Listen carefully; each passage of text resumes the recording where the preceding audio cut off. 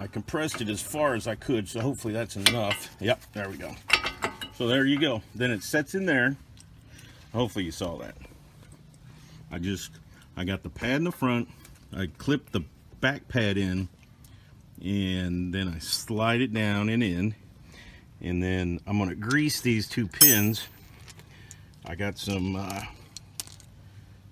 brake lubricant, which seems sort of crazy, but I'm going to put the lubricant just on these pins so that they can move back and forth, and I got to put that pin back in, that clip, to hold them in, and then we'll be done. So might have to use two hands, but it just goes right in there. Then I'm going to put the other one in the bottom, and then I'll tighten them up, and if I have any issues I'll let you know, but I want to do it now. Alright, I got them started in both of them. I'm just going to tighten them up. I'm not going to have you guys sit here and watch me tighten them up. I think it goes on that side to hold the pad in a correct place. Oh shit. And my battery's getting low, so I'm going to have to finish this up, but